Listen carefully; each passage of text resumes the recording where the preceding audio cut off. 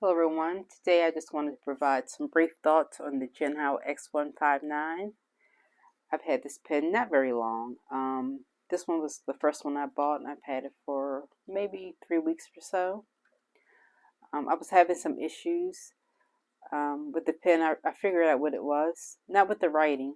Bottom line up front, these pens write very, very nicely. They're exceptional writers. I think most, if not all, of my Jinhaos are exceptional writers. But the issue that I had with this pen is that the clip was very loose. It was wobbling back and forth. And so I would tighten up the little bolt that's in there, tighten it up. Then that would help for a little while. Then I would go back to open it again.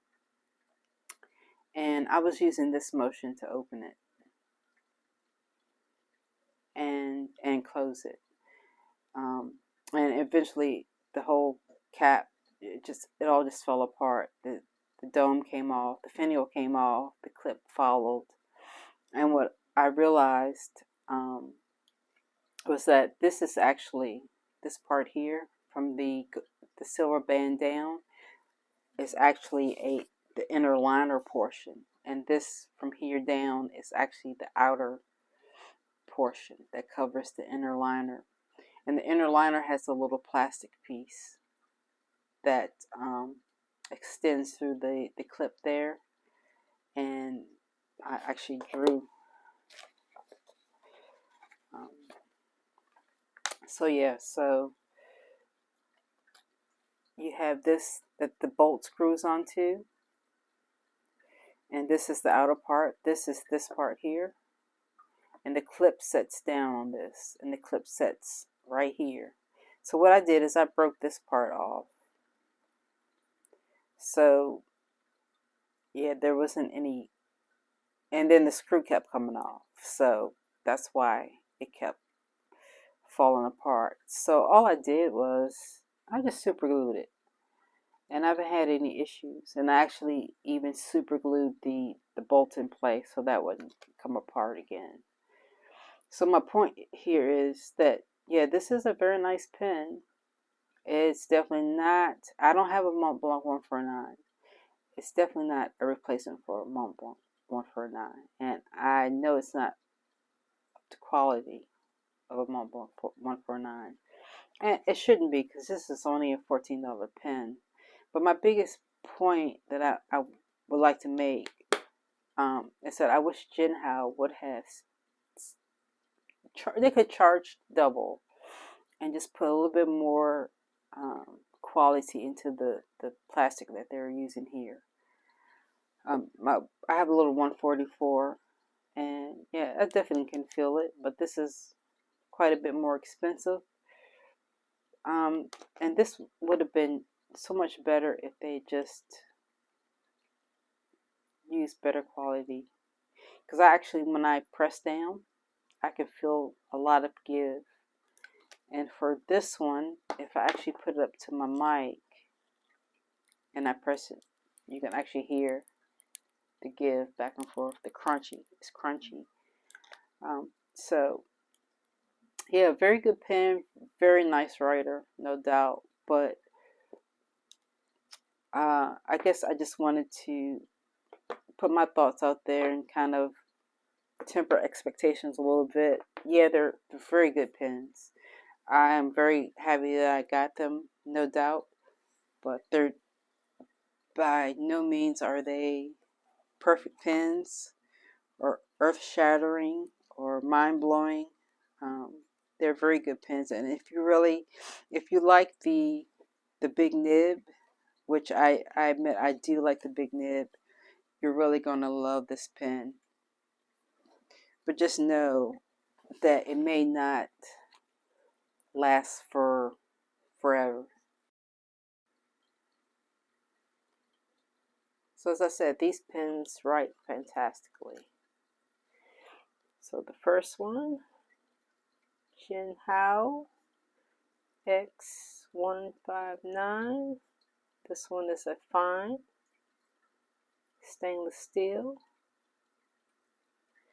And the ink in here is Private Reserve.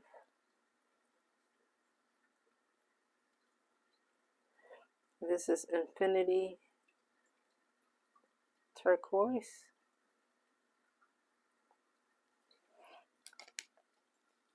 And yeah, this one's it's pretty solid since I super glued it. There's no give or anything here. I don't hear any crunching or any plastic flexing.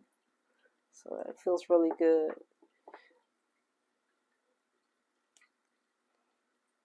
So this is the blue and gold trim. And I'll show you the nibs on both of these. So that's the first one. It's all silver colored nib. And this one has a two-tone nib. They're both fine points. So this one is also a Jinhao X159. It's a little skipping because I've had the caps on and off. This is also a fine stainless steel.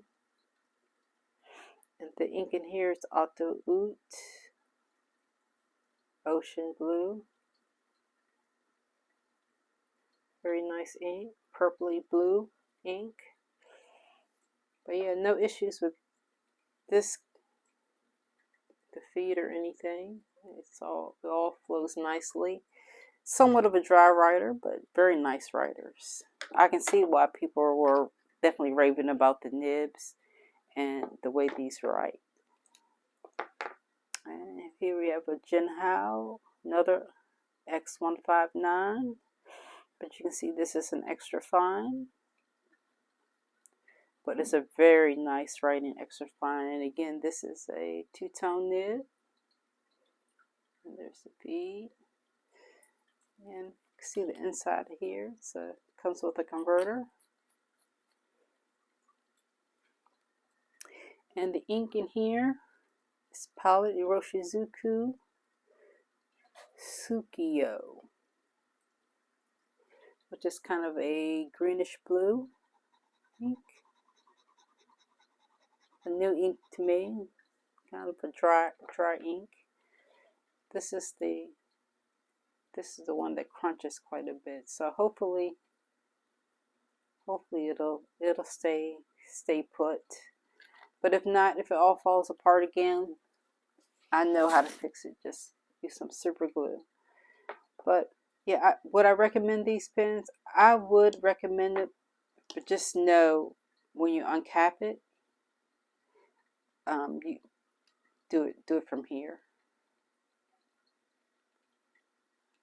Turn it from here. Don't do what I did and turn it here. It'll likely fall apart after being stressed so many times. So yeah,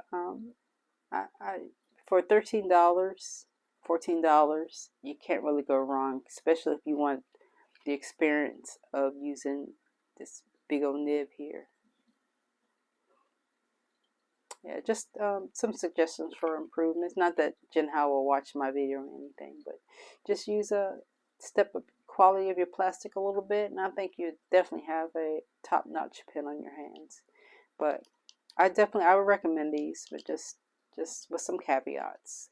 So that's all I have for the Jinhao X159. I hope this video was helpful. Until next time, everyone, take care of yourselves.